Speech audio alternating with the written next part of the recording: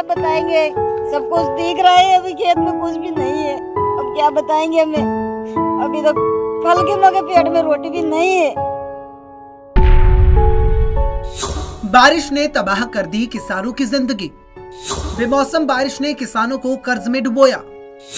आत्महत्या की राह पर किसान। जमीन जल चुकी है, आसमान बाकी है, सूखे कुएं तुम्हारा इंतजार बाकी है। बरस जाना इस बार वक्त पर ही मेघा, किसी का मकान गिरवी है तो किसी का लगान बाकी है। ये शायरी उस बारिश के लिए है जो किसानों की फसलों के लिए जरूरी है, लेकिन जब यही बारिश आफत बनकर बरसती है तो किसानों का सब कुछ तबाह कर देती है। इसी बारिश के कारण किसान बर्बाद हो जाता है और उसके बाद किसानों का दर्द कुछ इस तरह से छलकता है।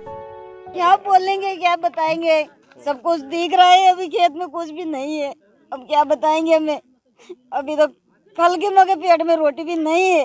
क्या खाती है, अब सब नष्ट हो गया। चना, गेहूँ, मसूर, सब कुछ 50-60 बीघा की फसल की कुछ भी नहीं रहा मेरा। 1 बीघा का 10,000 20,000 हो जाता है, 1 बीघा का ही। बेमौसम बारिश ने कोटा के इन किसानों की 2 वक्त की रोटी छीन ली। बारिश की बूंदों ने इन्हें कर्ज के दलदल में फंसा दिया और अब किसान आत्महत्या की राह पर अपने पैर खींचने को मजबूर है। हाड़ौती में हुई बेमौसम बारिश ने किसानों के फसलों को तबाह कर दिया। जिस फसल से किसान अपना कर्ज चुकाने की सोच रहा था, उसी फसल को बेमौसम बारिश अपनी बूंदों के साथ बहा ले गई और इसी के साथ बहा ले गई किसानों की वो तमाम उम्मीदें जो वो लगाए बैठे थे। गाड़ी का आड़ फेल होने की तैयारी हो रही है और अगर आप नहीं माने तो उनके माते जेर खा के हम खेत पे मर सकते हैं।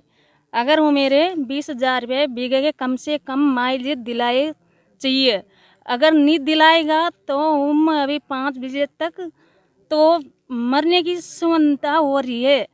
और बरसात की टाइम की फसल भी उनको कुछ भी नहीं निकली।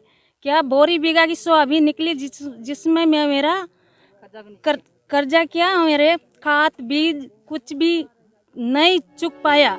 कोटा जिले के मंडाना उप तहसील के कई गांवों में किसानों की लहराती फसलों को ओलावृष्टि ने पूरी तरह से खत्म कर दिया। पहले महंगाई की मार ने लोगों की कमर तोड़ रखी है। अपने हक के लिए किसान लगातार संघर्ष कर रहा है, तो वहीं दूसरी ओर कुदरत की मार किसानों को जीते जी मारने का काम कर रही है। मंडाना उप तहसील के डोबडा, कोथाला, रावठा, दौलतपुरा, हनौतिया सहित 1 दर्जन से अधिक गाँव में फसलें पूरी तरह से पक चुकी थी। किसान फसलों की कटाई की तैयारी में थे, लेकिन तभी बारिश ने किसानों का ये सपना तोड़ दिया और एक ही झटके में सब कुछ तबाह कर दिया।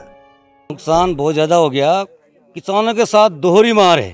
पहले तो सोयाबीन में उनका नुकसान हुआ, उसके बाद इस फसल पे आशा लेके गड़ के बैठे थे काश्तकार और ये पूरे 100% नष्ट हो चुकी और हताश काश्तकार हो चुका।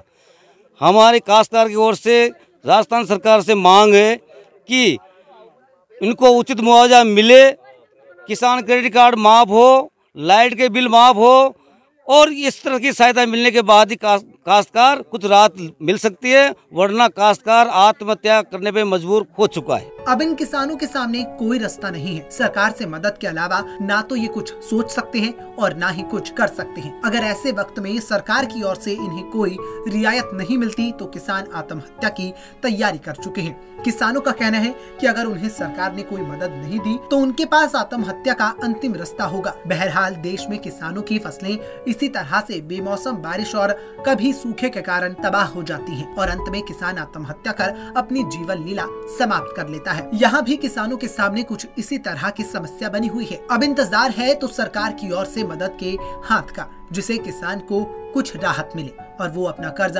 उतारकर फिर से अपना जीवन शुरू कर सके। पंजाब केसरी टीवी राजस्थान के लिए कोटा से योगेंद्र महावर की रिपोर्ट।